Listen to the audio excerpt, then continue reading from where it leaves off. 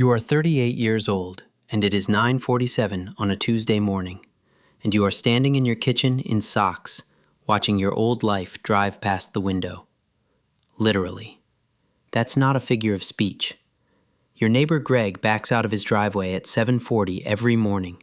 You can set a clock by it, and merges into the river of brake lights heading downtown, the same river you swam in for 12 years. Same on-ramp, same left lane. You know exactly what the inside of that river feels like at 7:52, with a coffee going cold in the cup holder. You're not in it anymore. You haven't been for 2 years. And here's the strange, quiet thing nobody prepared you for. The river didn't notice. Let's rewind, because you didn't teleport here. You are 24, and you and a guy named Matt get hired at the same company in the same week. Same title, same cubicle wall, same $41,000 a year. You become friends the way coworkers do. Lunch, complaints, fantasy football. Matt is, by every visible measure, better at this than you. Sharper in meetings. First one in. He has a phrase he says, half joking, that everyone loves. Sleep when you're dead. People quote it. Managers love Matt. But at 24, you start doing one thing Matt doesn't, and it's so boring that when it comes up at lunch one time, the table actually laughs. You live on 31,000 of your 41, and the other 10, automatically, on the 2nd of every month, goes into index funds. That's it. That's the whole secret, told in one sentence at a lunch table in 2010, to a table full of laughter. Matt says, genuinely trying to help, "Dude, you're 24. The market's a casino. Buy a real couch." Your couch was free. It stayed. Now watch the two lives run side by side, because for a long time, and this is the part nobody tells you, Matt's life looks better. Not slightly better, obviously better. 27. Matt gets the promotion first, celebrates with a leased BMW. You get the same promotion 8 months later and celebrate by raising your automatic transfer to $1,400 a month. His Instagram is Cabo. Yours doesn't exist. 30. Matt buys the big house, $3,100 a month, but the neighborhood has a gate, and the gate has a keypad, and his housewarming party is genuinely great. You're there. You bring wings. Someone asks when you're going to stop renting that little duplex and get serious, and Matt, kindly, he's always been kind, changes the subject for you. 32. This is the year the lines quietly cross, and nobody sees it, including you, almost. Your account crosses $200,000. It happened on some random Wednesday. And you notice something new when your boss assigns you a garbage project with a fake urgent deadline. The flinch is smaller. You do the project, you're a professional, but the fear underneath it, the fear that has powered every yes of your working life, has begun, measurably, to shrink. You have 200,000 reasons to be calm, and they compound. Matt gets a bigger title that same year, also a bigger mortgage. His couch cost $4,200. He tells you this unprompted, the way people do when a number is a wound. 33. The test year. There's always a test year. The company hits a rough patch and runs layoffs, the real kind, security walking people out kind. The office turns gray with fear for a whole quarter. People update resumes at lunch with their screens angled away. Matt doesn't sleep. He's got the house, the lease, the everything, and his whole posture changes in meetings, agreeable in a way that's hard to watch.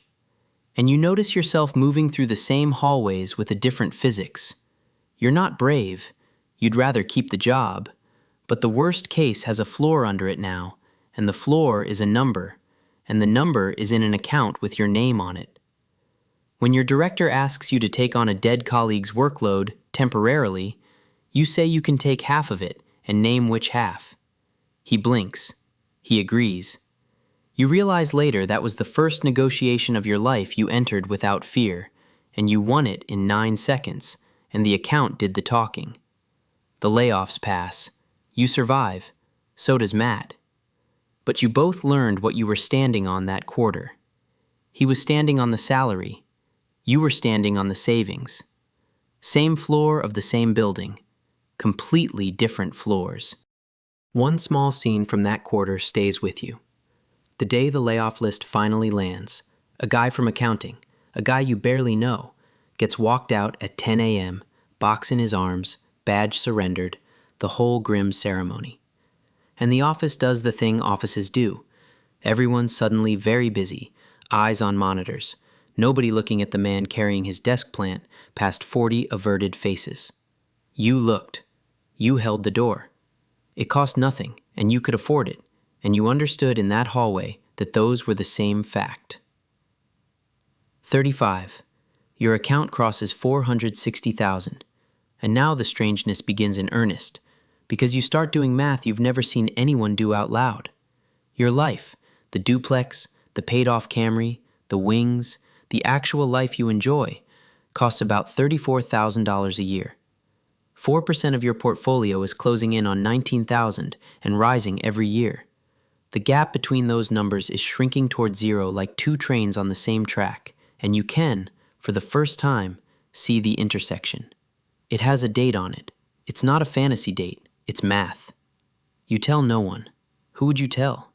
The last time this came up at a lunch table, it got laughed at. And anyway, what would you even say? I can see the intersection? You just keep going, quietly, while everyone around you refers to retirement the way people refer to the afterlife. Real, presumably, but not anything to plan a Tuesday around. 36. The day itself is nothing. That's what kills you a little. The portfolio crosses the line your spreadsheet had been pointing at for years, enough that 4% of it covers your life with margin. And the market did it, not you, on a Thursday in October while you were in a meeting about slide formatting. You walk to your car at 5 and sit in it and grip the wheel and think, I never have to do this again. And then you drive home because you don't know what else to do with a fact that size. You work 5 more months anyway. Partly caution, partly because quitting a job you no longer fear turns out to be weirdly pleasant. Every meeting becomes anthropology. Then, in March, at 36 years old, you resign. Politely. 2 weeks, transition documents, thank you notes. And here is where every version of this story you've ever heard just ends. Freeze frame, guy walking out of the office into sunlight. Roll credits. Nobody tells you about the Tuesday after. Because on the Tuesday after, you wake up at 6:15 out of pure habit, and the house is silent, and you have nowhere to be, and the feeling is not triumph. The feeling is closer to weightlessness, and weightlessness, it turns out, is disorienting before it is fun. For 12 years, every hour of your day was assigned a meaning by someone else. Now the hours just sit there, unassigned, looking at you. The first month, you fill it badly. You'll admit that now. You reorganize the garage twice. You watch the market too much. You text people at 11 a.m. and get replies at 9 p.m. because, and this lands slowly over weeks, everyone you know is in the river. The river is where the people are. You didn't just leave a job. You left the schedule of your entire social species, and the species did not leave with you. Greg backs out at 7:40. The world hums along, fully staffed, without you. Nobody's angry. Nobody's anything. The company posted your old job before your chair was cold, and a 26-year-old named Priya does it now, apparently well. You spent 12 years in a machine that could not run without you, and it ran without you by Friday. That's the part that takes a season to make peace with. Not the money, the mattering. You had confused being needed with being scheduled, and it turns out those were never the same thing. Your parents take it the hardest, which surprises you and then doesn't. You drive over to tell them in person, 36, retired, you've rehearsed it, and your dad's face does something complicated. He worked 31 years at the same plant. His identity has a clock-in time. He doesn't say congratulations. He says, so what are you going to do? And he means it kindly, and he means it exactly the way it sounds. Your mom asks quietly if you're in some kind of trouble. It takes them most of a year to stop introducing you to people with a little pause where your job title used to go. Eventually, your dad settles on telling his friends you're in real estate because a man needs a noun. You let him have it. Sometimes freedom fits in other people's mouths worse than it fits in your life. But then, slowly, the way the money grew, the days learn your shape. Month 3. You find the shape of it almost by accident. The guy who owns the hardware store mentions his nephew needs somebody to look at the books of his landscaping business. Total mess, 2 years behind. You spend a week untangling it, mostly for something to do, and it turns out 12 years of corporate operations makes small business chaos look like a crossword puzzle. He tries to pay you. You take lunch instead. Word travels the way it does in a town, and now there's always something. A bakery's margins, a contractor's billing disaster, small, real problems attached to actual faces, solvable in days instead of quarters. Nobody assigns them, nobody tracks them. You've accidentally built the thing the office never gave you, work with a face on it. Month 5. The market tests you. Of course it does. A real drop, the kind that gets its own graphics package on the news, and your portfolio gives back 2 years of gains in 6 weeks. And here's the thing nobody warns early retirees about. When it happened while you had a paycheck, it was background noise. Now the portfolio is the paycheck. You do the math on a legal pad at your kitchen table. Actual legal pad, actual pencil. Like the phone can't be trusted with this. And the math says what the spreadsheet always said it would say in a year like this. Your life costs $34,000. The plan was built for storms. The margin holds even here. You check it twice. It holds twice. But you learn something about yourself that week. The fear didn't die when you quit. It just changed employers. And the only thing that fires it, the only thing, is sitting with the actual numbers until the numbers finish talking instead of the news. Greg, for the record, doesn't check anything that week. Greg has 19 years left in the river either way. There's a version of safety in that, you suppose, the kind a treadmill has. You start fixing up the duplex yourself, properly, and discover you like work when it's yours. You pick your nephew up from school on Wednesdays.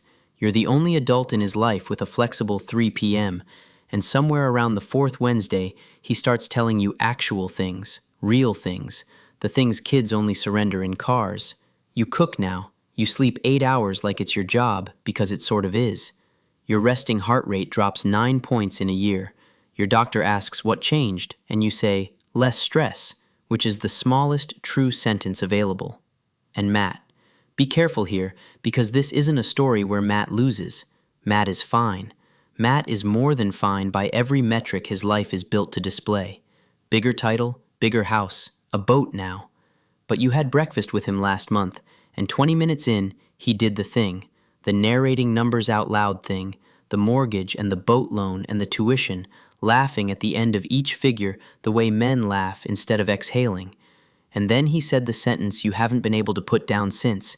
He said, "Man, I can't stop, you know? Like, I literally can't." He didn't mean the ambition, he meant the machine. Every upgrade had become a payment. Every payment needed the salary. The salary needed the river at 740 in the left lane for the next 19 years, minimum.